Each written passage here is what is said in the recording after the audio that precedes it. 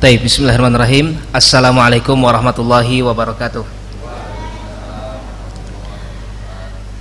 Innal hamdalillah nahmaduhu ta'ala wa nasta'inuhu wa nastaghfiruh wa na'udzu billahi min syururi anfusina wa min sayyiati a'malina. May yahdihillahu fala mudhillalah wa may yudlil fala hadiyalah. Wa asyhadu an la ilaha illallah wahdahu la syarikalah wa asyhadu anna Muhammadan abduhu wa rasuluh sallallahu alaihi wa ala alihi wa ashabihi wa tabi'in wa tabi'i tabi'in wa man tabi'ahum bi ihsanin ila yaumiddin. Qala Allah ta'ala fi kitabihil karim, ya ayyuhalladzina amanu taqullaha haqqa tuqatih wa la tamutunna illa wa antum muslimun. Wa qala Allah subhanahu, ya ayyuhan nas ittaqu rabbakumul ladzi khalaqakum min nafsin wahidah wa khalaqa minha zawjaha wa batha minhuma rijalan katsiran wa nisaa'a wattaqullaha alladzi tasaaluna bihi wal arham innallaha kana 'alaikum raqiba. Wa qala Allahu 'azza wa jalla, ya ayyuhalladzina amanu taqullaha wa qulu qawlan sadida yuslih lakum a'malakum wa yaghfir lakum dhunubakum wa may yuti'illaha wa rasulahu faqad faza fawzan 'azima. Amma ba'd, fa inna asdaqal kalami kitabullahi ta'ala wa khairal hadi hadi nabiyyina Muhammadin sallallahu alaihi wa ala alihi wasallam wa syarrul umuri muhdatsatuha fa inna kulla muhdatsatin bid'ah wa kulla bid'atin dhalalah wa kulla dhalalatin finnar. Taib, ikhwani fid din rahimani wa rahimakumullah. Bapak-bapak, ibu-ibu jamaah Masjid Baitur Rahman yang mudah-mudahan selalu senantiasa dijaga dan dirahmati oleh Allah Subhanahu wa taala. Walhamdulillah, ya, di tengah-tengah nikmat Allah tabaraka wa taala yang begitu besar, di mana Allah Subhanahu wa taala menurunkan hujan bagi kita, ya, di mana itu salah satu nikmat, di mana ini perkara yang hendaknya kita syukuri dari Allah Subhanahu wa taala. Taib, Allah Subhanahu wa taala menjadikan di antara anugerah barakah, ya, bagi kaum muslimin adalah ketika Allah turunkan hujan bagi mereka. Bayangkan, ya, ketika tidak ada hujan, tidak ada air, taib, maka betapa banyak kesulitan-kesulitan yang akan timbul berikutnya. Demikian pula nikmat yang lebih besar dari itu tentu saja adalah nikmatul iman wal Islam, nikmat syariat Islam, nikmat di mana Allah Subhanahu wa taala masih mengizinkan kita melaksanakan salat maghrib berjamaah. Allah tabaraka wa taala mengizinkan azan berkumandang di negeri kita, yang mana ini mesti kita jaga.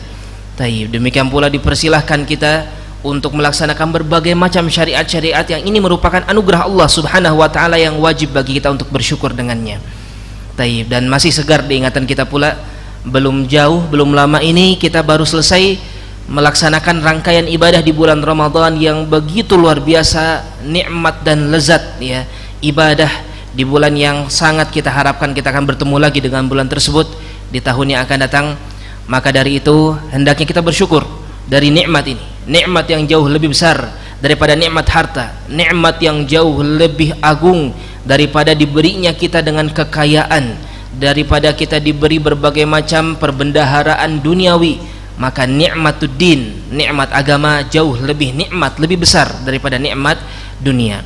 Taib, para jamaah yang mudah-mudahan dijaga dan dirahmati oleh Allah tabaraka wa taala, maka ketika Ramadan telah selesai, ya, tentu saja kita semua, taib, mengetahui ketika selesai bulan Ramadan berpindah kita ke bulan Syawal, ya, maka di tanggal 1 kita melaksanakan satu ibadah pula, ibadah yang begitu besar, yaitu Idul Fitr. Berbagai macam ibadah dilaksanakan di sana, dari mulai membayar zakat, salat Id, ya, kemudian kita disyariatkan untuk bergembira, berbahagia, ya, dan manusia ketika di waktu tersebut dalam keadaan telah terlatih, ya, dan tentu saja sampai sekarang kita masih di bulan Syawal, hendaknya kita masih terlatih.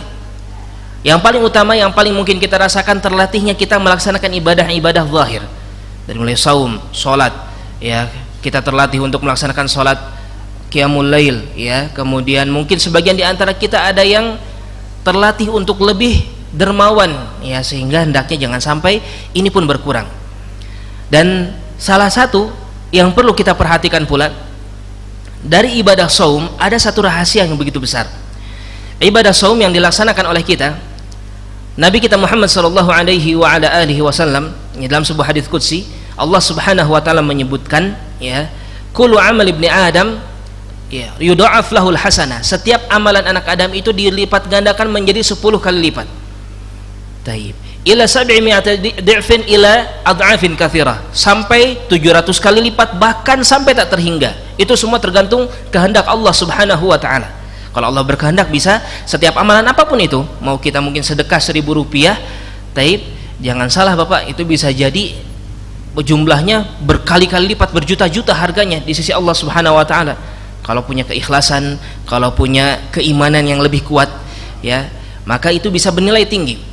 Kemudian kata Allah tabaraka wa taala, illa siyam, kecuali ibadah saum, fa innahu li, karena sesungguhnya ibadah saum itu adalah untukku, wa anna ajzi bihi, dan aku yang akan membalas ibadah saum tersebut.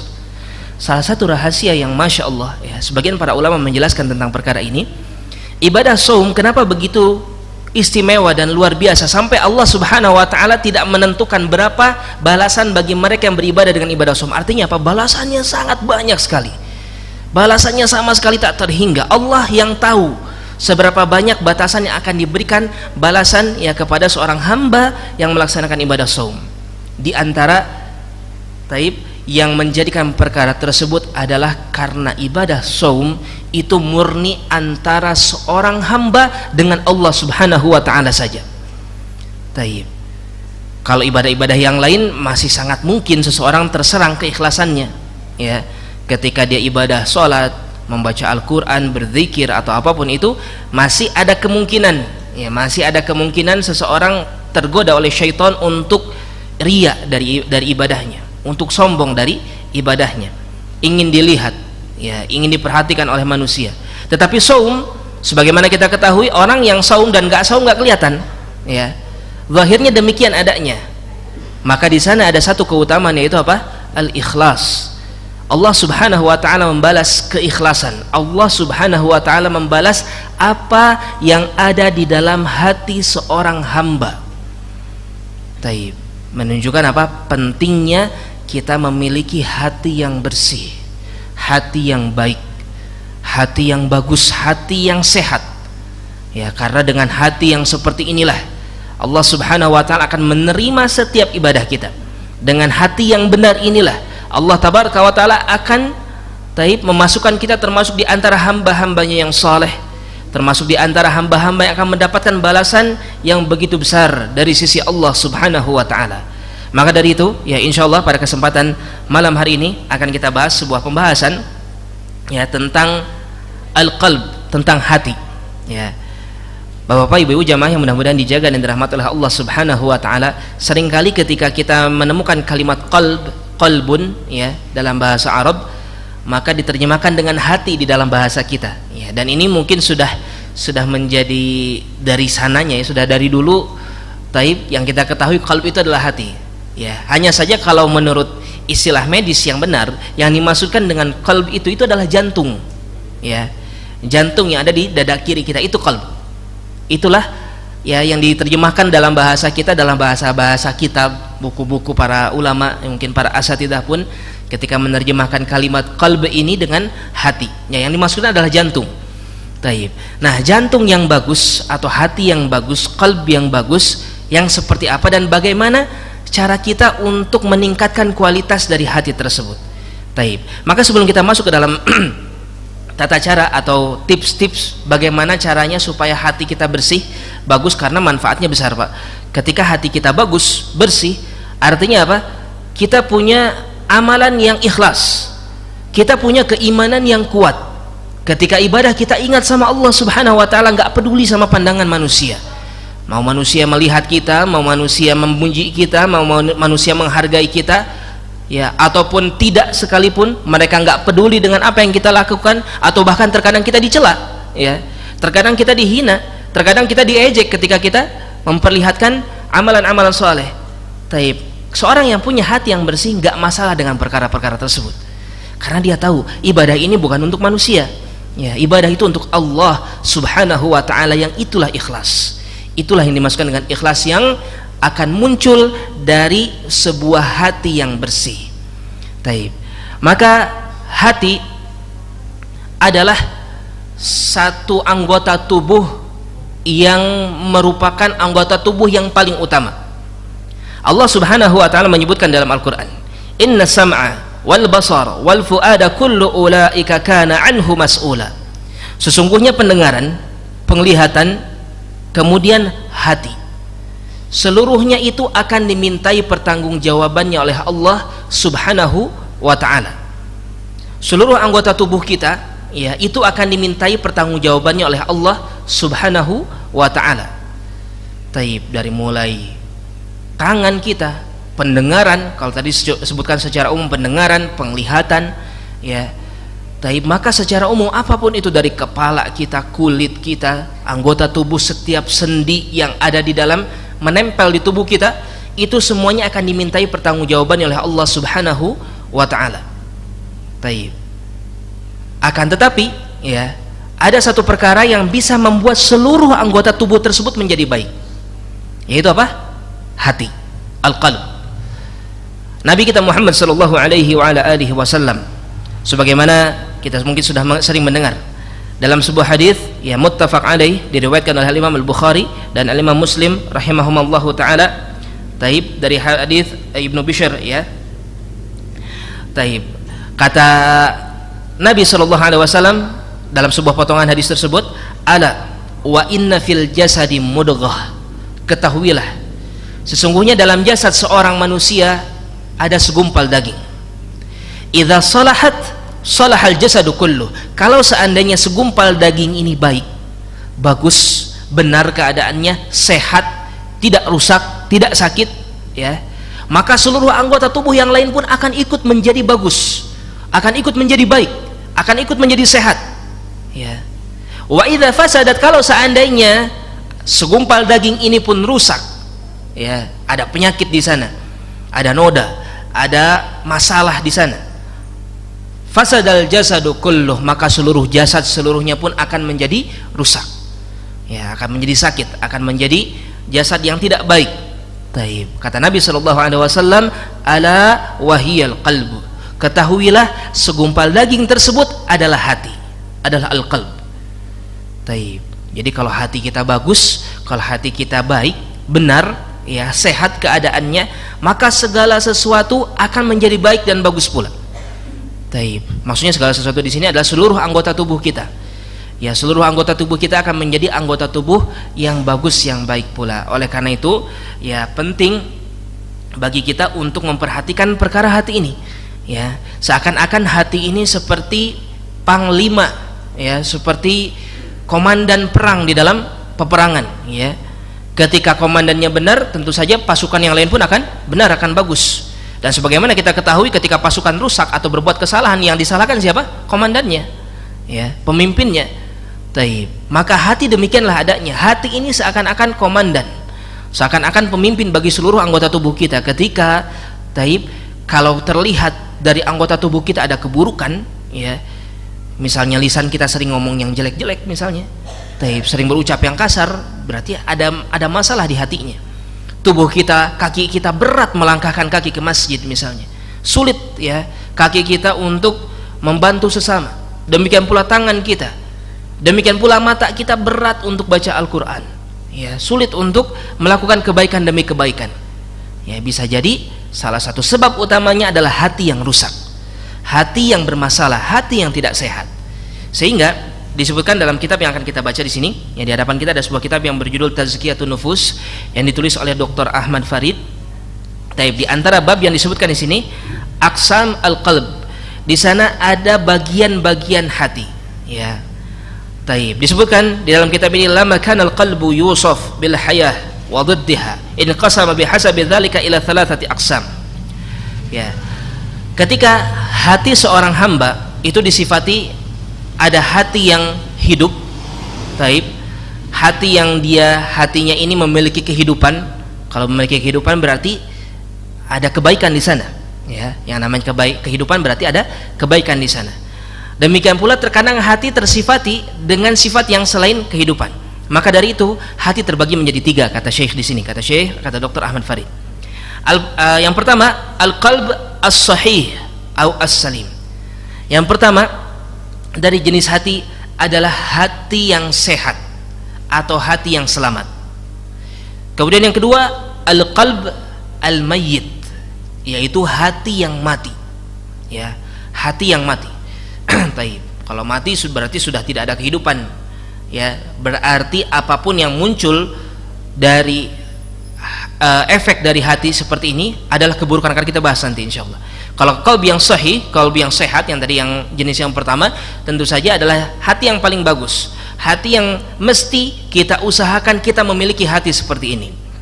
Taib. Kemudian yang ketiga, wal qalb al marid, hati yang sakit. Ya, jadi ada hati yang sehat, taib, dan ini yang baik, hati yang selamat, yang seperti ini. Kemudian ada hati yang mati. Ya, ini sudah keburukan, sudah nggak ada kebaikannya sama sekali.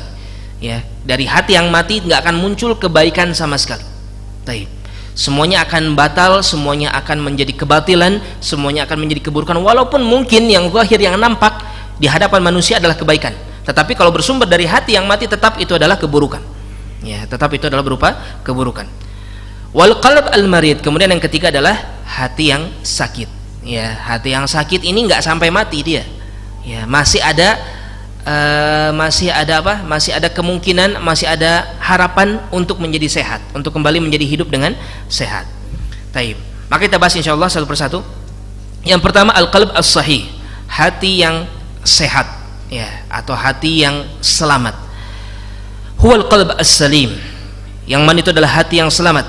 Alladzi la yanju yaumal qiyamah illa man atallaha ta'ala bihi, yang mana tidak akan seorang pun selamat di hari kiamat nanti kecuali dia datang menghadap Allah Subhanahu wa ta'ala dengan membawa hati yang selamat ini. Ya, sebagaimana disebutkan di dalam Al-Qur'an, ya, kata Allah tabaraka wa ta'ala dalam surat Asy-Syu'ara ayat ke-88 atau 89, yauma la yanfa'u malun wala banun illa man atallaha biqalbin salim. Di hari nanti, di hari kiamat nanti, la yanfa'u malun wala banun, harta, anak-anak sama sekali sudah tidak bermanfaat sama sekali. Ya, harta yang ketika manusia hidup di dunia terus menerus berusaha untuk mendapatkannya, mati-matian, pagi siang malam dihabiskan untuk mencari harta dunia. Ya, seluruh usia yang Allah Subhanahu wa ta'ala berikan kepada dirinya dipakai untuk mencari keuntungan duniawi. Akan datang satu waktu di mana itu semua tidak bermanfaat. Ya, akan datang satu waktu di mana apa yang sudah diusahakannya ketika di dunia ternyata nggak bermanfaat sama sekali. Wala banun, demikian pula anak-anak. Ya, terkadang manusia begitu bangga dengan anak yang dimilikinya. Terkadang manusia mati-matian juga, ya, untuk menghidupi anaknya supaya anaknya benar-benar menjadi anak yang berkecukupan, tidak kekurangan. Ya, apa yang diminta oleh anaknya diberikan, diusahakan agar bisa didapatkan. Ketahuilah, anak-anak kita akan datang satu masa sama sekali tidak bisa memberikan manfaat kepada kita semua.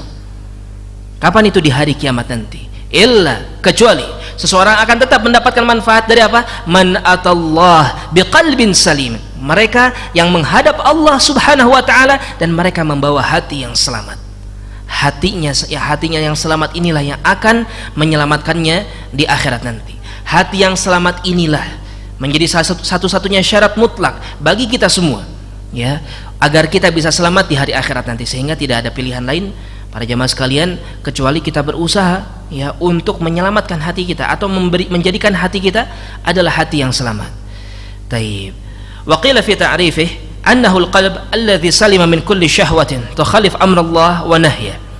Demikian pula para ulama menyebutkan di antara makna dari hati yang selamat adalah hati yang selamat dari setiap syahwat, dari setiap keinginan untuk menyelisihi perintah Allah atau menyelisihi larangan Allah Subhanahu wa ta'ala. Ini hati yang selamat, di antara pengertian hati yang selamat, ya, yaitu hati yang selamat dari keinginan untuk menyelisihi perintah atau larangan Allah Subhanahu wa ta'ala.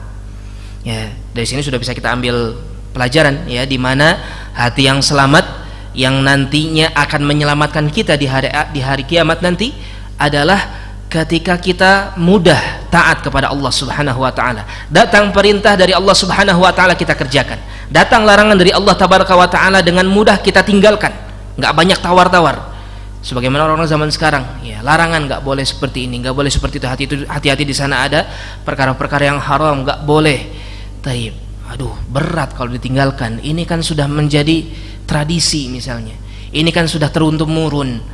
Kalau saya tinggalkan nanti gimana? Saya dari mana dapat pekerjaan lagi? Mungkin ada beberapa pekerjaan-pekerjaan yang haram yang tergantung tipu menipu di sana, ada unsur riba dan lain sebagainya. Ya, ketika datang syariat menjelaskan harus ditinggalkan, ragu dia. Ya, aduh berat kalau saya tinggalkan nanti saya hidup bagaimana? Bagaimana anak istri saya hidup? Padahal dia dari kecil sampai besar yang memberikan makan dan minum siapa? Allah Subhanahu wa taala. Ketika Allah perintahkan untuk tinggalkan, dia nggak mau. Bayangkan betapa lancangnya diri kita kalau seperti itu keadaan kita. Taib. Dan ini merupakan salah satu cara ciri-ciri ya atau tanda dari hati yang tidak selamat. Ya. Kalau hati yang selamat, datang perintah Allah Subhanahu wa taala, laksanakan. Datang larangan, tinggalkan. Ya. Ketika pekerjaan atau apapun itu ternyata menyelisihi syariat, ternyata membuat kita nggak bisa sholat misalnya. Ada sebagian pekerjaan atau mungkin pendidikan ya yang pernah saya dapatkan, perkuliahan ya dari mulai bada asar sampai isya, waktu maghrib ditabrak di sana, subhanallah ya.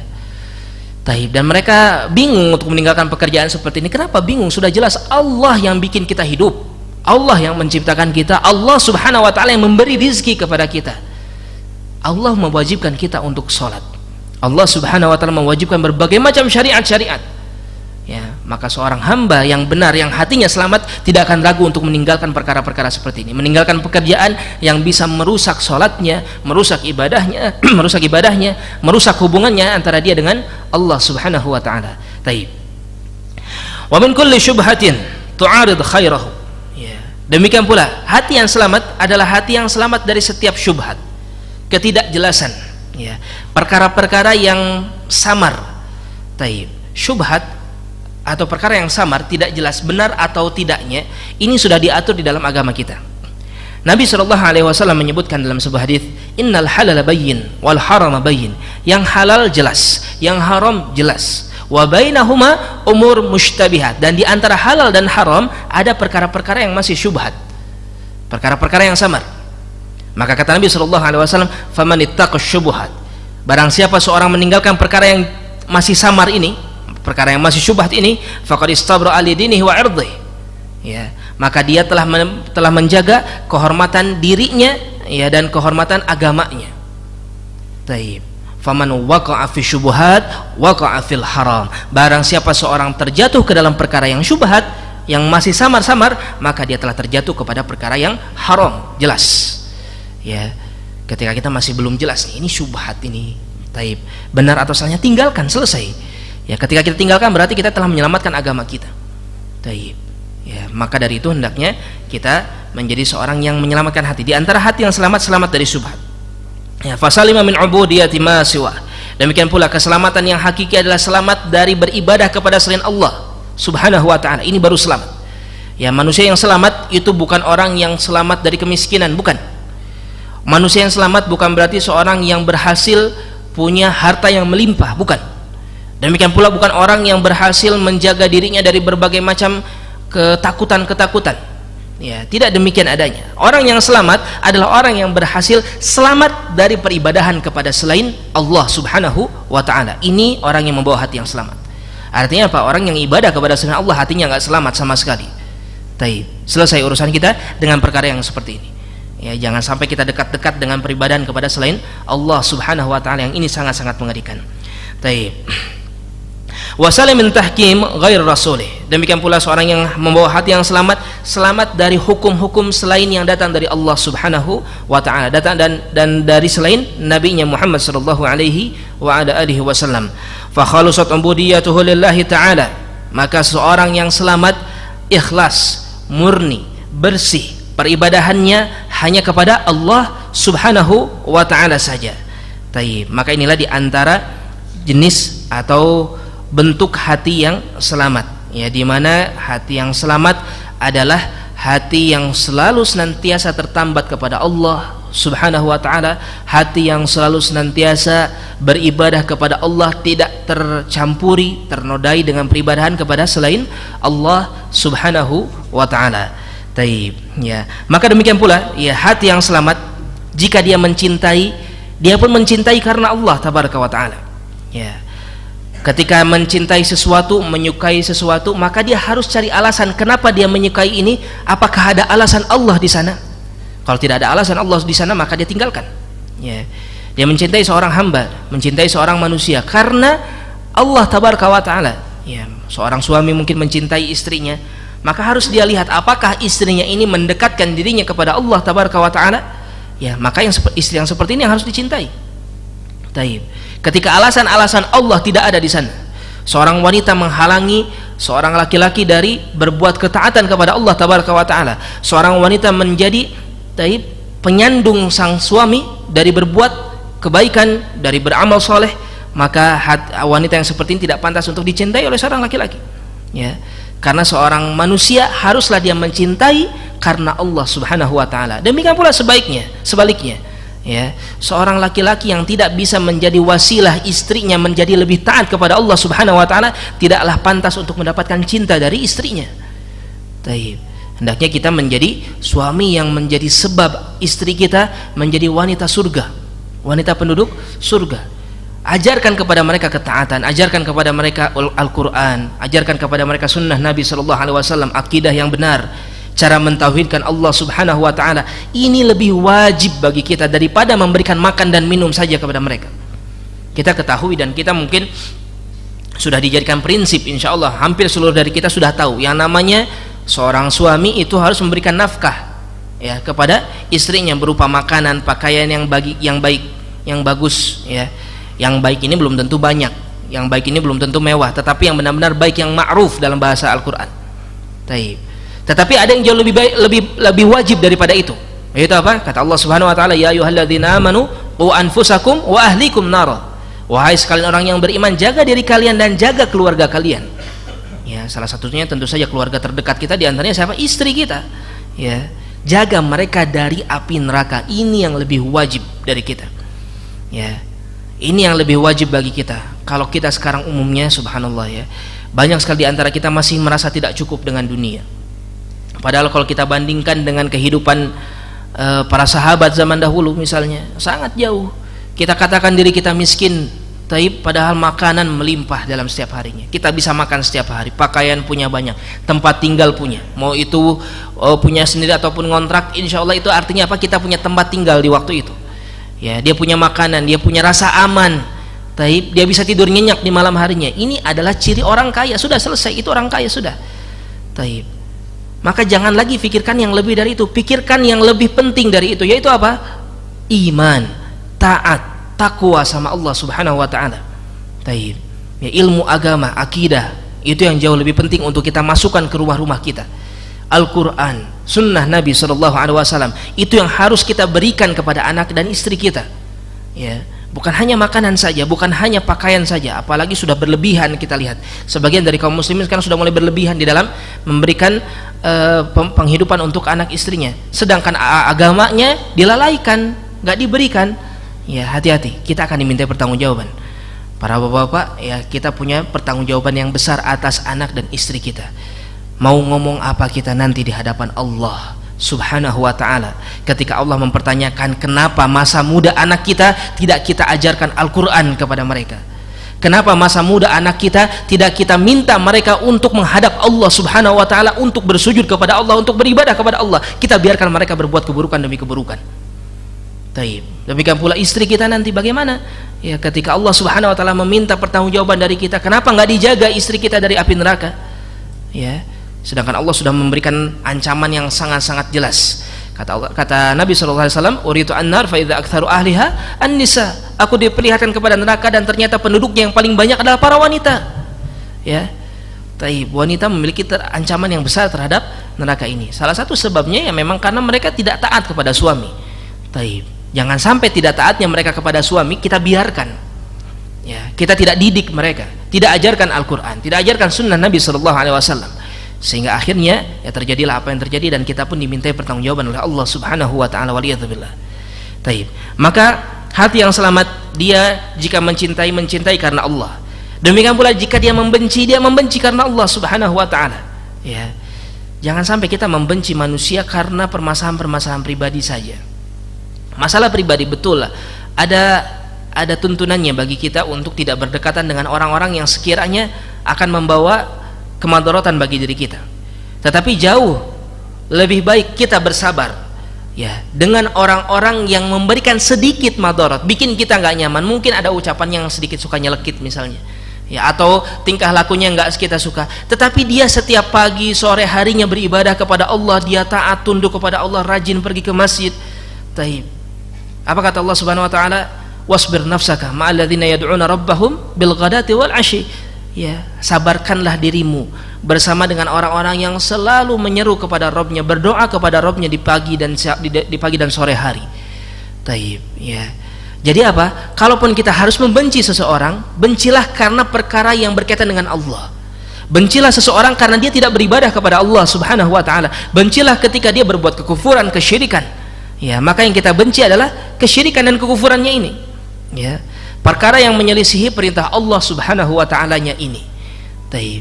Ya, adapun ketika seorang baru berbuat keburukan kepada diri kita, maka kita maafkan jauh lebih baik. Ya, kita memaafkan sesama jauh lebih indah, jauh lebih nyaman kepada hati kita daripada kita membiarkan kebencian kepada sesama hanya karena masalah pribadi. Tetapi kalau sudah karena Allah, ya, kita punya istri ternyata benar-benar nggak bisa diajak untuk taat kepada Allah Subhanahu wa ta'ala, selalu menghalangi kita untuk taat sama Allah, mau pergi ke masjid dihalangi, mau beribadah dipersulit, ya, mau berbuat perkara-perkara yang baik dipersulit. Taib, maka itu salah satu waktu bagi kita ya untuk membencinya karena Allah Subhanahu wa ta'ala. Ya, mungkin setelah dinasihati, setelah kita ajak sebisa mungkin ternyata nggak bisa, ya, maka Allah Subhanahu wa ta'ala lebih berhak untuk mendapatkan diri kita daripada manusia yang ada di sekitar kita. Taib. Ingat ya, kita semua sudah dibeli oleh Allah Subhanahu wa ta'ala. Ya, apa kata Allah? Innallaha ashtara minal mu'minin anfusahum wa amwalahum bi anna lahumul jannah. Allah sudah membeli orang-orang yang beriman. Apa yang dibeli oleh Allah Subhanahu wa taala dari orang yang beriman? Diri-diri mereka, harta-harta mereka. Ya, dengan apa Allah membelinya? Bi anna lahumul jannah. Allah akan memberikan surga bagi mereka. Ya. Balasan bagi orang yang menyerahkan dirinya kepada Allah adalah surga Allah Subhanahu wa taala. Taib. Itu hati yang pertama, hati yang sehat, hati yang selamat. Ya, kurang lebih demikian. Taib. Maka yang selanjutnya adalah al-qalb al-mayyit. Ya, hati yang mati. Taib. Apa hati yang mati? Wa huwa diddul qalb as-salim. Ini merupakan kebalikan dari hati yang selamat.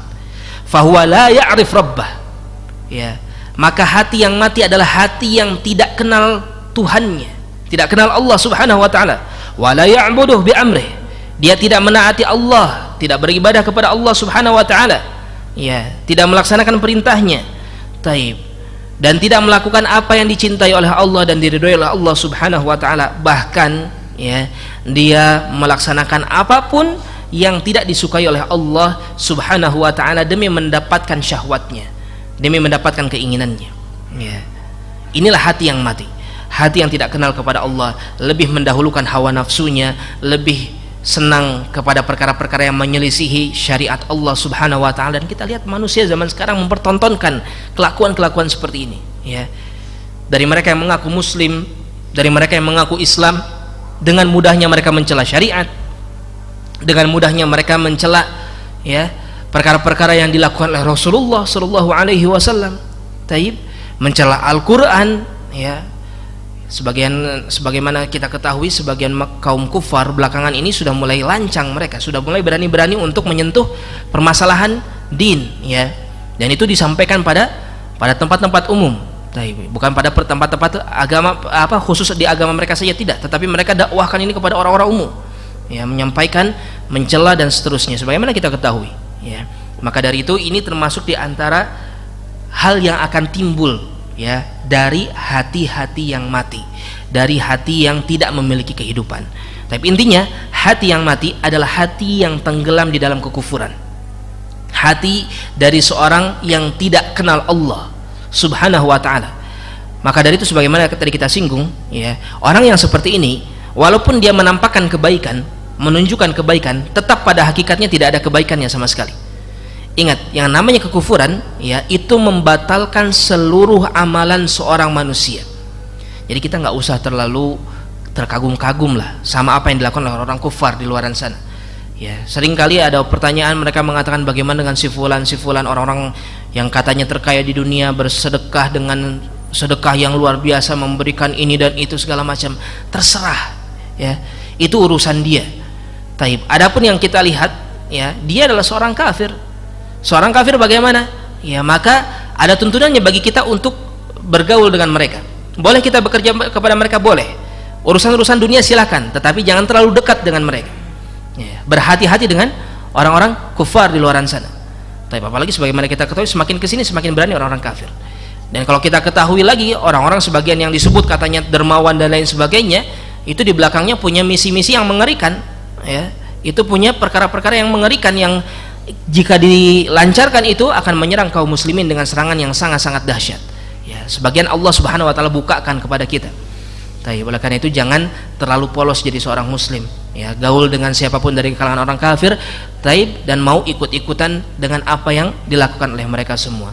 Kenapa? Karena mereka memiliki hati yang mati, ya, hati mereka mati, hati mereka tidaklah memberikan manfaat. Ingat, yang akan selamat nanti di hari kiamat adalah seorang yang membawa hati yang selamat. Kemudian yang ketiga, al-qalb al-marid, ya, hati yang sakit.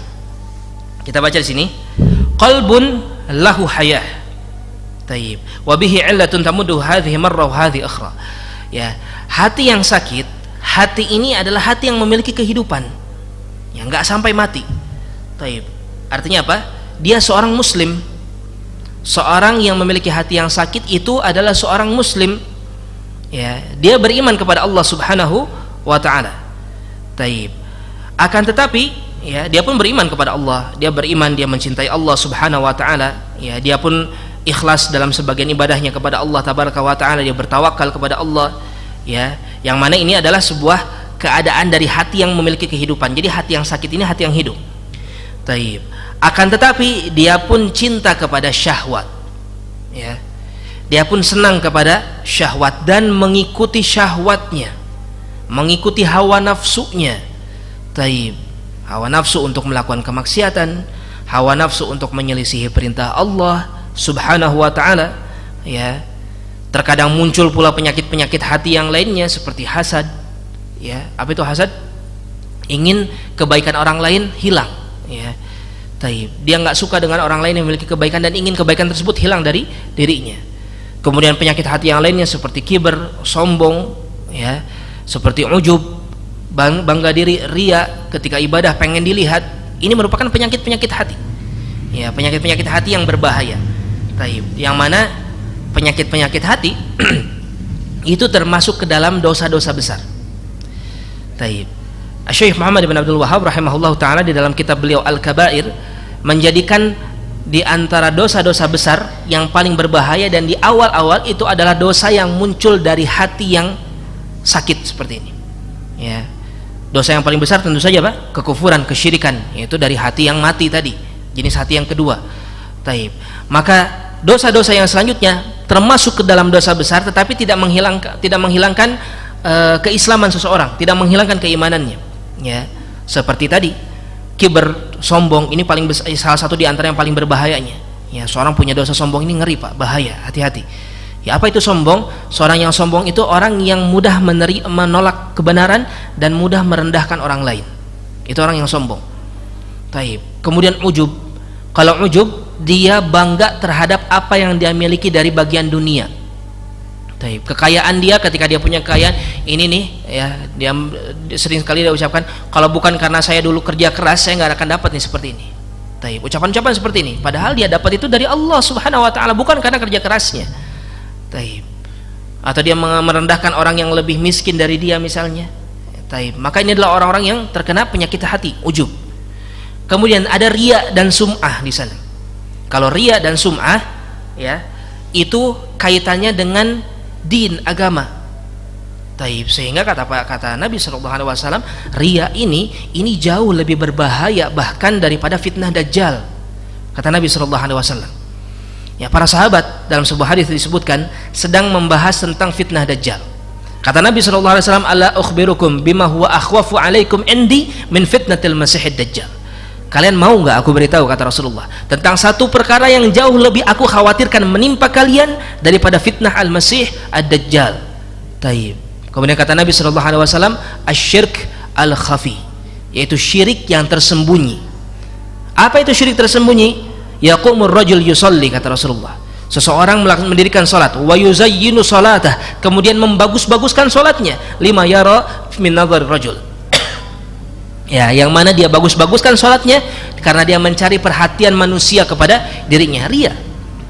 Ya, di dalam hadis yang lain Nabi SAW menyebutkan, taib, inna akhwafu ma akhafu alaikum asyirk al-asghar, di antara yang aku khawatirkan menimpa kalian, kata Nabi SAW, asyirk al-asghar. Tadi disebut syirik khafi, syirik tersembunyi, sekarang disebut syirik asghar, syirik kecil. Kenapa disebut syirik? Ya, tetapi ada sifatnya, ada syirik kecil, ada syirik tersembunyi. Yang pertama, ya, ini tidak mengeluarkan seseorang dari keislaman. Taib, dosa tersebut tidak mengeluarkan seseorang dari keislaman, tetapi ada bagian dari tauhid yang tersentuh. Seperti tadi ibadah, harusnya kan murni untuk Allah, tetapi dia rusak sedikit dari ibadahnya ini karena ingin dilihat orang, ya, karena ingin dilihat manusia, maka disebutlah perkara tersebut syirik. Kata Nabi SAW, asyirk al-asghar ar-riya, syirik asghar itu adalah riya.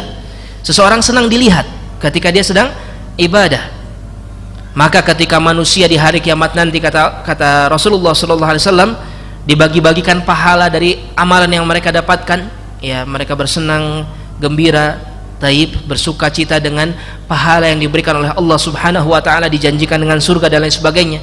Maka orang-orang yang ibadah dengan riya, ya, taib, dikatakan kepada mereka, idhabu ila man kuntum turauna fid dunya, ya, hal tajiduna indahum jazaa, kalian cari, kata Allah Subhanahu wa taala, orang-orang yang dahulu kalian cari muka kepada mereka, yang kalian pengen, ya, dipuji oleh mereka, apakah kalian akan mendapatkan balasan dari mereka? Ya, tapi maka itu merupakan salah satu penyakit hati, ya, yang muncul dari hati yang sakit. Tapi insyaallah kita lanjutkan setelah salat Isya, ya. Wallahu a'lam bishawab. Tafadhalu barakallahu fikum. Baik, bismillahirrahmanirrahim.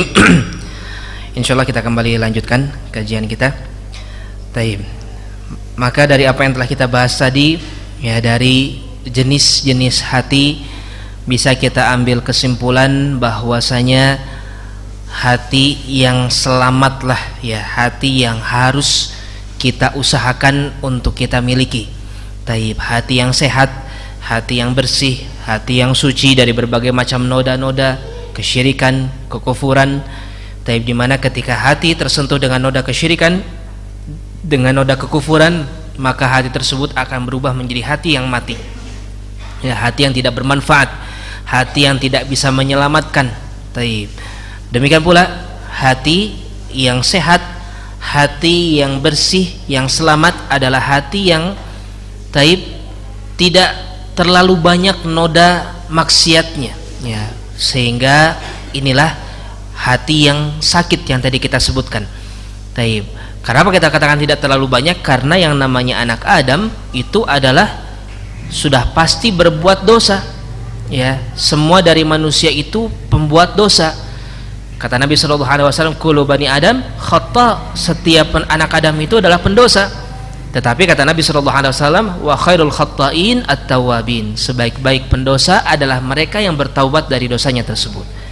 Taib. Sehingga salah satu faidah dan begitu rahmat Allah Subhanahu wa taala yang begitu besar bagi kita, ya, Allah tabaraka wa taala, taib, jadikan kita berbuat dosa. Dan ternyata, ya, dengan rahmatnya Allah Subhanahu wa taala ini, Allah jadikan dosa ini malah salah satu, taib, cara kita mendapatkan ampunan. Dengan apa? Dengan kita bertaubat.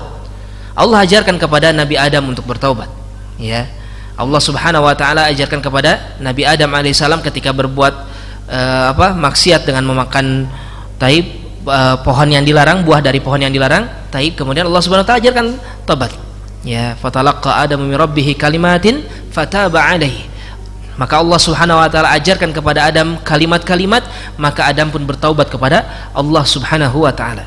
Taib, bayangkan betapa luar biasanya rahmat Allah, ya, padahal kita ini berdosa, padahal kita berbuat keburukan, tetapi Allah ampuni kita, dan bahkan Allah jadikan ketika kita bertaubat, beristighfar kepada Allah Subhanahu wa taala, jadikan itu pahala untuk kita, ya. Maka dari itu, taib, hendaknya ini menjadikan kita semua sadar tidak ada sedikit pun ya kesempatan bagi kita atau hak bagi selain Allah untuk diibadahi. Tidak ada sedikit pun ya selain Allah Subhanahu wa taala memiliki hak untuk mendapatkan hak-hak yang itu murni hanya hak Allah Subhanahu wa taala, dari dicintai, ditakuti, diibadahi ya, dan diharapkan segala macam kebaikannya. Kita hanya berharap kepada Allah, jangan berharap kebaikan dari manusia. Para jamaah sekalian, ya untuk apa kita ibadah dilihat orang, untuk apa kita dipuji? Kita nggak butuh pujian mereka, butuh pujian mereka hanya sekedar bikin senang sebentar, setelah itu selesai. Nggak dapat apa-apa lagi kita. Justru kalau kita terlalu tertipu dengan pujian-pujian manusia malah dapat dosa jadinya. Tetapi kalau kita berharap dari Allah Subhanahu wa taala, wa in min syai'in illa indahu khazainuh, tidak ada sesuatu apapun kecuali kebaikan-kebaikannya hanya ada di sisi Allah Subhanahu wa taala. Semua kebaikan itu hanya di sisi Allah. Maka dari itu mintalah kepada Allah tabaraka wa taala. Sehingga ya ketika seorang hamba bertaubat, ketika seorang muslim dari dosa-dosanya ya, dari maksiat-maksiatnya, dia meminta ampunan kepada Allah Subhanahu wa taala, menjadikan hatinya hati yang selamat. Ya, itu akan menjadikan hatinya hati yang selamat. Maka dari itu penting bagi kita untuk tahu apa saja di antara sebab-sebab ya atau cara bagaimana agar hati kita menjadi hati yang selamat. Bagaimana cara memperbaiki hati. Maka secara umum seluruh yang namanya ketaatan ya itu akan menjadi obat bagi hati kita. Dengan seorang hamba melazimi ketaatan kepada Allah Subhanahu wa taala, maka ketaatan ini akan seperti makanan ya bagi tubuh kita. Adapun kalau makanan ya dari makanan-makanan, minuman apapun itu akan menjadi nutrisi ya, akan menjadi gizi, akan berubah menjadi energi yang membuat tubuh kita mampu bergerak, mampu beraktivitas, menjadi sehat. Sebagian mengandung obat ya, sebagian bisa menyehatkan, menyegarkan dan lain sebagainya. Itu makanan. Nah, ketaatan bagi hati seperti makanan bagi tubuh.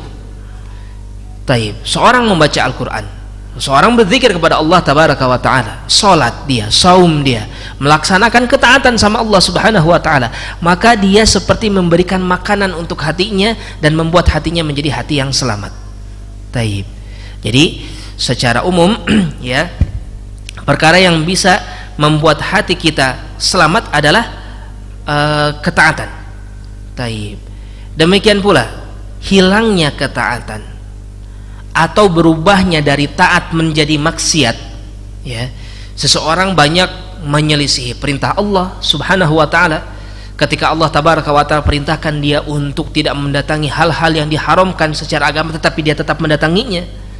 Ketika Allah Subhanahu wa taala memerintahkan dia untuk melakukan perkara-perkara yang diwajibkan, berbuat baik kepada orang tua misalnya, berbuat baik kepada tetangga, memakmurkan masjid-masjid Allah Subhanahu wa taala misalnya, salat berjamaah dan lain sebagainya, dia perintah-perintah, tetapi dia tidak melaksanakannya ya, maka seperti seakan-akan seorang manusia memasukkan racun ke dalam tubuhnya. Maksiat itu seperti racun bagi tubuh, maksiat bagi hati seperti racun bagi tubuh ya. Jadi hati yang rusak, hati yang akan menjadi hati yang sakit, hati yang terkena noda dan racun itu adalah ketika hati diisi dengan maksiat ya, dengan amalan-amalan buruk. Sehingga penting bagi kita untuk memperhatikan ya, apa yang akan kita masukkan untuk hati kita ya, apakah kebaikankah ya, perkara-perkara yang bisa membuat hati kita sehatkah, atau perkara yang membuat hati kita sakit. Na'udzubillah ya, kalau ternyata perkara yang dimasukkan, makanan yang dimasukkan bagi hati kita ternyata membuat hati kita mati, membunuh hati kita. Itu apa? Kesyirikan, kekufuran, maksiat kepada Allah yang paling berbahaya itu apa? Syirik, kufur. Dengan membenarkan ajaran agama lain misalnya, menyelamati hari-hari besar mereka misalnya, ikut andil di dalam peribadahan-peribadahan mereka ya, menjaga rumah ibadah mereka misalnya, hati-hati, ini berbahaya sekali ya. Ini satu kerusakan yang bisa menimbulkan kerusakan yang berbahaya bagi hati seorang hamba. Maka disebutkan sini, qala ahadus shalihin, berkata salah seorang yang saleh ya, di dalam kitab yang sedang tadi kita baca, ya ajaban minan nas yabkuna ala man mata jasaduh ya. Sungguh menakjubkan, ya, perkara manusia zaman sekarang. Mereka menangisi atas kematian sebuah jasad. Wala yabkun ala man mata qalbuh wa huwa ashad. Tetapi dia tidak pernah menangisi ketika hatinya yang mati, dan itu jauh lebih berbahaya, matinya hati daripada matinya jasad. Ya, taib. Faidan at-ta'at, ya, begini, kalau seandainya seorang hatinya mati, taib, maka ini akan terus sampai di akhirat nanti bahayanya. Tetapi kalau jasad seseorang mati, ya, maka madaratnya dia hanya sampai di dunia saja. Berarti dia tidak bisa lagi hidup, berarti dia tidak bisa lagi makan dan minum sebagaimana ketika dia masih hidup sebelumnya. Ya, berarti dia sudah tidak bisa lagi beraktivitas dan lain sebagainya. Tetapi kalau memang hatinya hidup, ya, hatinya tidak mati meskipun jasadnya mati, ya, maka hati yang mati ini akan hati yang hidup ini akan memberikan manfaat dari mulai di alam kubur. Tapi sudah kita bahas sebelumnya tentang permasalahan alam kubur, ya. Maka di antara amalan-amalan soleh, ya, yang bisa menyelamatkan seorang di alam kubur adalah ketika mereka membawa hati yang benar. Taib, kalimat la ilaha illallah. Taib, kemampuan seseorang untuk menjawab pertanyaan siapa Tuhanmu, kemampuan mereka untuk menjawab bahwasanya nabinya adalah Nabi Muhammad sallallahu alaihi wasallam, demikian pula agamanya adalah agama Islam, ya, itu semua muncul dari hati yang selamat, dari hati yang bersih, dari hati yang selalu tertambat kepada Allah Subhanahu wa taala, hati yang mendapatkan nutrisi gizi ketika dia hidup di dunianya dengan ketaatan, ya, dengan kesolehan, dengan amalan-amalan yang baik, ya, dengan perbuatan-perbuatan yang baik, taib, dengan ibadah, ya, dengan munajatnya kepada Allah Subhanahu wa taala dan lain sebagainya dari perkara-perkara yang itu disyariatkan bagi dirinya, baik amalan yang wajib ataupun yang sunnah. Dia pun meninggalkan perkara yang haram dan meninggalkan yang makruh, ya, sebagaimana kita dapatkan dari para pendahulu kita, mereka menganggap yang sunnah itu sudah seperti yang wajib, dan mereka menganggap yang makruh seperti yang haram, gak ada bedanya. Artinya yang sunnah tetap usaha untuk dikerjakan, yang makruh tetap berusaha untuk ditinggalkan. Meskipun dikerjakan, ya, yang makruh nggak masalah, nggak dosa dia, tetapi ketika ditinggalkan dia dapat pahala. Taib, ya, maka dari itu hati yang bersih, hati yang selamat, yang memiliki nutrisi yang cukup dari amalan-amalan saleh. Faidan at-ta'at kullaha lazimatun li hayatil qalb. Maka bisa kita ambil kesimpulan yang namanya ketaatan seluruhnya, semuanya, ya, itulah yang bisa menjadikan hidupnya hati seorang hamba. Taib, ya, wa nakhussu hadhihi bidzikr li daruratiha li qalbil 'abdi wa shiddati al-hajah ilaiha. Taib, dan di sini kata Syekh, kata Dr.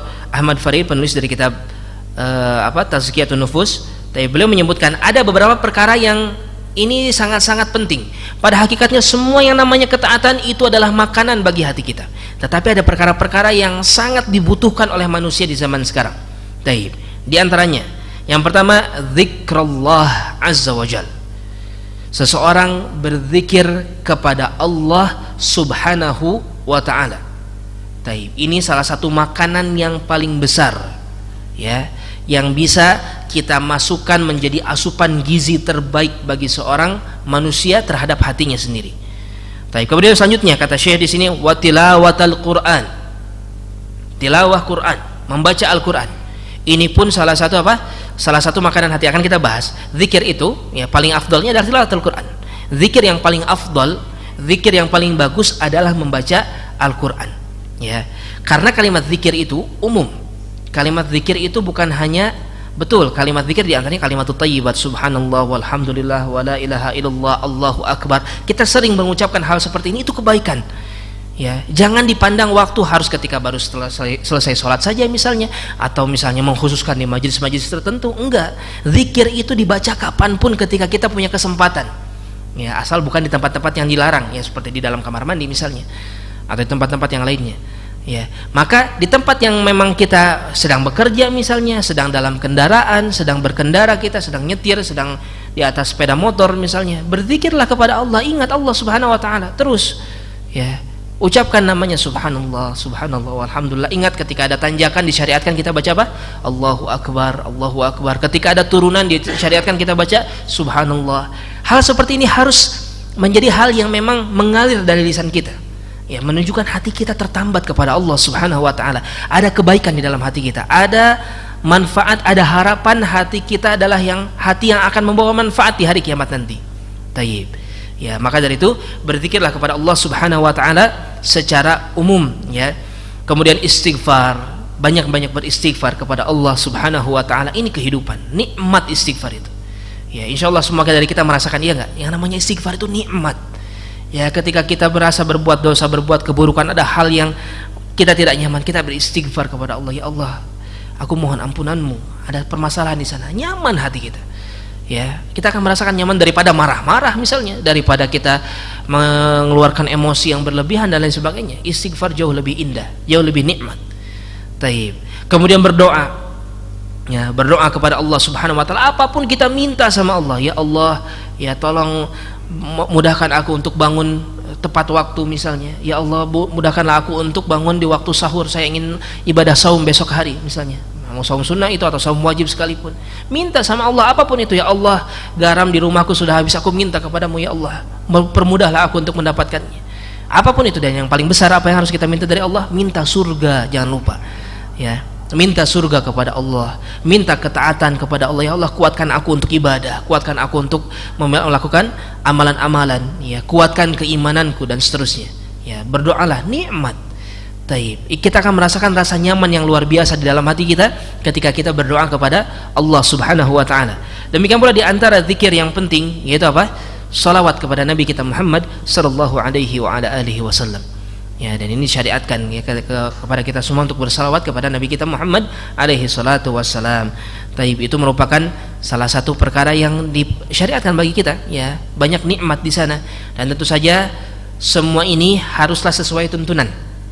Ya, perkara yang penting bagi kita, hendaknya kita berzikir, berdoa, taib, apapun zikir itu, apapun doa tersebut. Demikian pula berselawat kepada Nabi sallallahu alaihi wasallam sesuai dengan apa yang dituntunkan oleh Nabi kita Muhammad sallallahu alaihi wasallam atau apa yang tercantum di dalam Al-Qur'anul Karim. Taib. Demikian pula, ya, termasuk di antara zikir adalah qiyamul lail. Ya. Adalah seorang mendirikan ibadah sunnah di antara sunnah yang paling afdal, yaitu apa? Qiyamul lail. Kata Nabi sallallahu alaihi wasallam, afdalus shalah ba'dal fardhah qiyamul lail. Seafdal salat, seutama salat setelah salat yang 5 waktu. Ya, jadi salat 5 waktu ini salat yang paling utama. Bapak-bapak masih ingat ketika Nabi sallallahu alaihi wasallam dalam kisah Isra Mi'raj, beliau diangkat ke langit, ya. Kemudian beliau diperintahkan apa? Untuk salat. Berapa banyak? 50 waktu. Ya, Nabi kita enggak banyak tawar menawar, langsung turun dan siap untuk melaksanakannya dan menyampaikan kepada umatnya. Tetapi Musa alaihi salam menyampaikan kepada Nabi kita Muhammad sallallahu alaihi wasallam agar meminta keringanan kepada Allah. Ya, kata Musa, umatmu tidak akan kuat untuk sholat 50 waktu dalam satu hari. Mintalah keringanan kepada Allah Subhanahu wa taala. Singkat cerita, ya, Nabi meminta keringanan dan diberikanlah keringanan oleh Allah tabaraka wa taala. Tapi apa kata Allah? Tapi tetap, meskipun kalian hanya melaksanakan 5 kali dalam sehari, bagiku itu adalah 50 kali di dalam sehari. Saking cintanya Allah Subhanahu wa taala terhadap ibadah salat. Taib. Oleh karena itu jangan sampai kita meremehkan, ya. Jangan sampai, insyaallah lah keumuman kaum muslimin mereka sudah mampu menjaga ibadah salatnya. Maksudnya pasti dilaksanakan. Hati-hati apa? Ya, dari yang tadi kita sebutkan, penyakit-penyakit hati. Pengen dipuji, ya, ada riya di sana, ada perkara yang kita ingin mendapatkan bagian-bagian duniawi dari salat kita. Hati-hati, ya, itu bisa membatalkan salat kita, ya. Demikian pula tata cara salat yang salah, salat yang terlalu cepat, ya. Taib, banyak dalilnya, ya. Di antaranya Nabi sallallahu alaihi wasallam mengatakan kepada seorang Badui yang salat begitu cepat, kata Nabi, "Shalli fa innaka lam tusalli." Ulangi salatmu karena engkau belum salat, ya. Sholat cepat-cepatan itu nggak ada, ya, nggak ada syariatnya. Itu perkara yang salah, haram, nggak diterima. Kalau itu menimpa sholat wajib kita, ya, dosa kita. Taib, dosanya besar. Meninggalkan sholat itu dosanya lebih besar daripada membunuh. Meninggalkan sholat itu dosanya lebih besar daripada berzina, daripada minum khamr, ya. Karena dosa sholat itu adalah perkara yang sangat besar pahalanya. Demikian pula meninggalkannya sangat besar dosanya. Taib, oleh karena itu berhati-hati, ya, jangan sampai terjatuh ke dalam perkara-perkara seperti ini. Taib. Ya, maka dari itu berzikir kepada Allah Subhanahu wa taala memiliki faidah yang sangat banyak, ya.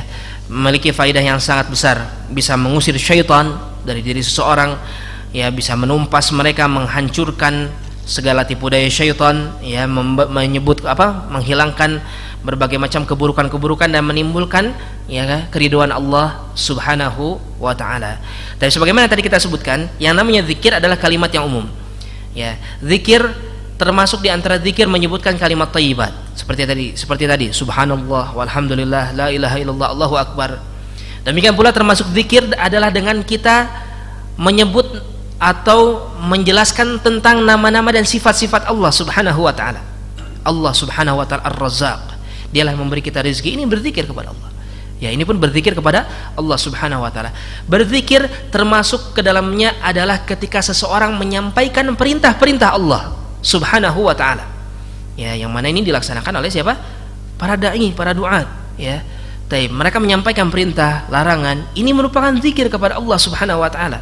Oleh karena itu, para jamaah sekalian, Bapak-bapak, semangatlah berdakwah. Ya.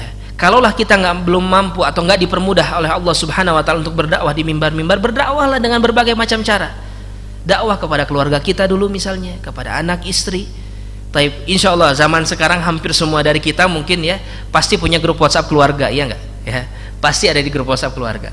Seenggaknya kita sampaikan kepada mereka tulisan-tulisan para ulama misalnya, tulisan asatidzah, potongan-potongan video pendek yang di sana terkandung nasihat-nasihat. Sampaikan, ini dakwah, ini zikir. Ya, ini bisa membersihkan hati kita. Ini bisa membuat hati kita menjadi hati yang selamat dan kita bawa di akhirat nanti. Apalagi kalau ternyata dari dakwah kita ada orang yang mendapatkan hidayah. Coba Pak bayangkan, orang yang awalnya senang maksiat akhirnya dia ninggalkan maksiat gara-gara dengar atau baca misalnya apa yang kita share di media-media yang kita pakai. Onta merah itu. Kata Allah Subhanahu wa taala, la an yahdiyallahu bika rajulan wahidan khairun laka min humrin na'am. Ya, kata Nabi sallallahu alaihi wasallam, sungguh Allah menjadikan dirimu sebagai wasilah untuk seseorang mendapatkan hidayah jauh lebih baik bagi dirimu daripada unta merah. Unta merah itu zaman Rasulullah itu adalah kendaraan yang paling mewah lah, Ferrari mungkin kalau sekarang ya. Mobil mewah, paling mewah sekali. Nah, itu lebih baik lagi. Kita menjadi sebab seorang dapat hidayah itu jauh lebih baik daripada unta merah, kata Nabi sallallahu alaihi wasallam. Ya, oleh karena itu bersemangat untuk menyampaikan perintah, menyampaikan larangan. Kalau kita lihat ada saudara kita berbuat hal yang haram, coba nasihati. Ya, coba nasihati. Bapak, Ibu, ya, saudaraku, ketahuilah apa yang engkau lakukan ini ternyata ada dalil larangannya. Ya, hati-hati jangan sampai ini membuat masalah untuk dirimu. Ya, misalnya demikian. Atau nasihat, bagaimanalah caranya nasihat yang baik. Ada orang yang senangnya kan dengan nasihat yang keras. Ya, ada manusia yang senangnya ditegasin. Ada yang senangnya dilemah lembutin, dan ini keumuman manusia senangnya lemah lembut. Bagaimanalah caranya? Ya, kita berdakwah di tengah-tengah kaum muslimin agar mendapatkan kebaikan-kebaikan. Dakwah ini, ingat, dakwah ini bukan Allah butuh, kita yang butuh berdakwah, iya enggak? Berarti kalau gitu kita yang butuh dakwah. Allah nggak butuh dakwah kita. Demikian pula kaum muslimin, kalaupun nggak ada kita, Allah akan mendatangkan kaum yang lain untuk berdakwah di jalan Allah. Makanya kita ambil kesempatan untuk berdakwah. Ya, ambil kesempatan untuk menyebarkan ilmu agama, menyebarkan apa yang ada dalam Al-Quran dan Sunnah Nabi Sallallahu Alaihi Wasallam. Ya. Demikian pula ketika seseorang menyebutkan nikmat-nikmat Allah, ya, menyebutkan kebaikan Allah Subhanahu Wa Taala yang ada di dalam dirinya. Fa amma bi ni'mati rabbika fahaddits. Adapun dengan nikmat Rabbmu maka ucapkanlah, kata Allah Subhanahu Wa Taala, sampaikan. Ya, tapi hati-hati di sini. Kadang-kadang sangat tipis perbedaannya dengan apa? Dengan sombong, ya, dengan ujub tadi. Ketika kita punya nikmat, alhamdulillah, ya, saya dipermudah oleh Allah Subhanahu wa taala misalnya untuk pergi haji, untuk umroh misalnya. Sampaikan karena ingin mengamalkan ayat tadi. Tapi kalau seandainya ada ujub atau riya bahkan di sana, ya hati-hati, ya, lebih baik tidak. Lebih baik kita tinggalkan. Wa illa, ya, yang namanya menyampaikan nikmat Allah Subhanahu wa taala itu adalah zikir. Dan seluruh ibadah, sekali lagi, seluruh ibadah semuanya adalah zikir. Salat, kemudian saum, kemudian yang paling utamanya yang tadi kita sebutkan, ya, sebagaimana banyak dalil datang di sana, yang paling utama dari zikir adalah tilawatul Quran, membaca Al-Qur'anul Karim. Ya, di antara sebab yang paling besar yang bisa menyelamatkan hati kita, mengobati keburukan yang ada di dalam hati kita adalah tilawatul Quran. Ya, dan kalau kita lihat begitu banyak, ya, contoh-contoh orang-orang yang Al-Qur'annya sampai ke dalam hatinya, taib menunjukkan akhlak yang bagus, kebaikan-kebaikan yang luar biasa dari diri-diri mereka. Taib, yaitu secara global yang bisa kita sampaikan insyaallah tentang keutamaan-keutamaan yang bisa kita lakukan agar hati kita termasuk di antara hati yang selamat, atau di antara usaha kita supaya kita bisa memperbaiki hati kita dan kita menghadap Allah Subhanahu wa taala membawa hati yang selamat. Taib, wallahu a'lam bishawab. Mungkin itu yang bisa saya sampaikan. Ya, mangga, mungkin sebelum kita tutup kalau ada yang menanyakan. Cukup aja. Bapak Bapak dulu, Bapak ini dulu. Enggak.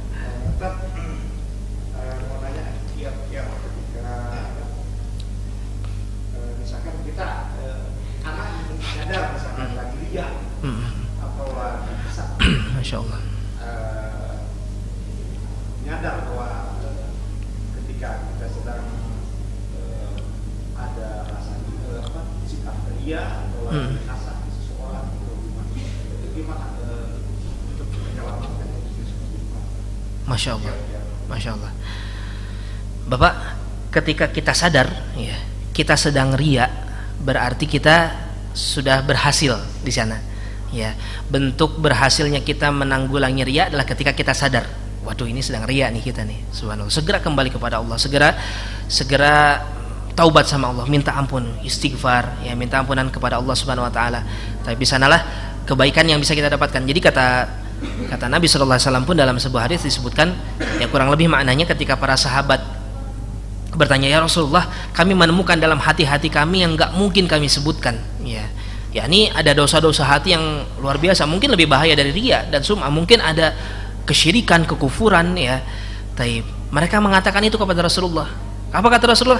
Dzalika mahdul iman. Yang seperti itu adalah semurni-murni iman. Artinya sadarnya kita dari perbuatan dosa kita itu berarti kebaikan diri kita. Ya, yang perlu kita waspadai adalah ketika kita nggak sadar ketika kita riya. Itu yang perlu kita waspadai. Ya. Jadi gimana caranya? Nggak ada lagi kecuali kita minta sama Allah. Ya Allah, tolong tegur saya ketika saya riya. Ya Allah, tolong ingatkan saya kalau saya sombong, kalau saya hasad sama seseorang. Ya, kalau kita sudah hasad, sudah sadar, berarti Allah sudah menegur kita. Allah sudah mengingatkan kita. Ya, di sana waktunya kita untuk istighfar, bersyukur, ya meminta ampun kepada Allah Subhanahu wa taala. Jadi salah satu itunya tadi, pertama berdoa sama Allah agar gak terjatuh kepada dalam perkara tersebut. Selanjutnya yang tadi kita sebutkan, ya, banyak zikir, banyak ingat sama Allah, banyak ibadah sama Allah, menuntut ilmu agama. Itu kan majelis-majelis seperti ini kan kita saling mengingatkan, Pak, ya. Kita saling mengingatkan bahwasanya terkadang kita akan terjatuh ke dalam dosa-dosa seperti itu. Ya, insya Allah itu akan menjadi hal yang bisa menanggulangi perbuatan-perbuatan buruk tersebut. Wallahu a'lam. Seperti itu mungkin, Pak. Ya. Mangga, Bapak. Terkait tentang tadi hadis yang pertama dibacakan sama Ustaz, ala wa inna fi jasadil mudghah ida soluhat jasadil mudghah wa soluhat jasadil kullu wa ida fasada jasadil kullu ala wa inna ila Allah. Yang akan tanyakan seperti ini, itu di situ redaksinya ketika baik dan itu baik maka akan membuat kebaikan semua dalam apabila buruk segumpal itu akan buruk pula semua. Nah, pertanyaan anak begini, ketika kita mempunyai sebuah hati yang buruk kepada seseorang, apakah itu akan mengancam bentuk jasad kita, atau mungkin barangkali jasad kita ada sedikit rusak lah, atau cacat atau seperti apa? Contoh katakan ada yang hitam lah ininya dan atau mungkin dalam bentuk yang berubah, gitu. Berubah dari kesempurnaan. Apakah ke sana cara memahami hadis ini? Taib. Masya Allah, ya. Kalau dilihat ilmu kedokteran manusia, ya, zaman sekarang itu sampai kepada satu kesimpulan, orang yang stres itu akan membawa kepada banyak penyakit, ya, Pak. Ya, yang mana stres itu kan muncul dari hati yang nggak bersih juga, ya. Mungkin dia hasad sama seseorang, mungkin dia kesel gitu, yang kesel berlebihan yang nggak disyariatkan, sehingga akhirnya dia sakit ini sakit itu. Tapi ya Allah alam, sangat mungkin sekali, ya, sangat mungkin sekali athar dari buruknya hati itu memang muncul di fisik seseorang, ya, dari segi fisik. Taib, ya, seenggaknya orang yang hatinya sedang nyaman, kemudian orang yang sehatinya sedang marah kadang-kadang muncul dari mukanya, ya, dari ekspresi wajahnya dan lain sebagainya. Tapi hal seperti ini kadang-kadang Allah tampakkan kepada kita, ya. Sebagian dari saudara kita, teman kita, atau mungkin teman hidup kita, ya, ketika mereka sedang bagus, hatinya sedang nyaman, kita lihat gambaran dari wajahnya, kadang tidak, ya. Hal-hal seperti ini sangat mungkin saja, sangat zahir. Tapi yang pasti buruknya jasad itu adalah ketika jasad ini nggak bisa taat sama Allah. Itu yang paling utama, ya. Itu pemaknaan yang paling utama dari apa yang tadi kita bahas. Ketika jasad seperti apa yang paling jelek? Jasad yang nggak pernah sholat, jasad yang nggak pernah taat. Karena sebagian orang-orang kufar di sana jasadnya gimana? Bagus, ya nggak? Jasadnya itu bersih. Bahkan sebagian orang kufar Allah jadikan tubuhnya, masya Allah, ya, sehat, kuat, tampan, cantik dan lain sebagainya dari sifat-sifat kebaikan. Tetapi hatinya adalah hati yang mati, ya, hati yang buruk, hati yang jelek. Ya, jadi kadang-kadang bisa seperti itu. Tapi yang paling utama pemaknaannya adalah jasad yang nggak pernah taat sama Allah Subhanahu wa taala, seperti itu, Pak. Ya mungkin aja kadang-kadang mungkin Allah tampakkan dengan, ya mungkin Allah tegur kita dengan keburukan-keburukan yang muncul di jasad kita, gara-gara kita jarang baca Quran misalnya, gara-gara kita jarang sholat malam misalnya, ya gara-gara kita jarang melakukan kebaikan, ya mungkin saja, bisa jadi, ya wallahu a'lam. Itu rahasia-rahasia Allah Subhanahu wa taala. Taib. Ada lagi?